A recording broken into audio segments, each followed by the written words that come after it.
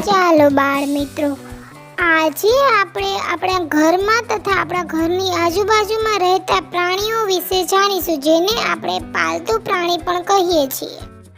બાળ મિત્રો, આ છે બિલાડી. બાળ મિત્રો, આ છે કૂતરો. કૂતરો એક વફાદાર પ્રાણી હોય છે જે ઘરની ચોકી પણ કરે છે. બાળ મિત્રો, આ છે ઉંદર, જે તમારા કપડાં પણ કોતરી જાય હો, ધ્યાન રાખજો. બાળ મિત્રો, આ છે વાંદરો. બાળ મિત્રો, આ છે ગાય. ગાયને માતા પણ કહેવાય હો. બાળ મિત્રો, આ છે બકરી.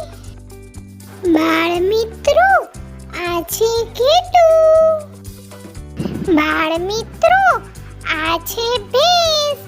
શું તમને ખબર છે? બકરી, ગાય, ભેંસ અને ઘેટું ચારેય દૂધ આપતા પ્રાણી છે.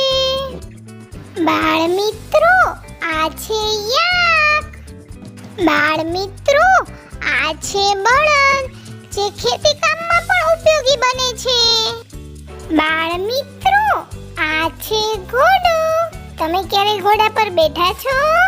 બાળ મિત્રો, આ છે ગધેડું, જે સામાન ઉચકવામાં પણ મદદરૂપ થાય છે.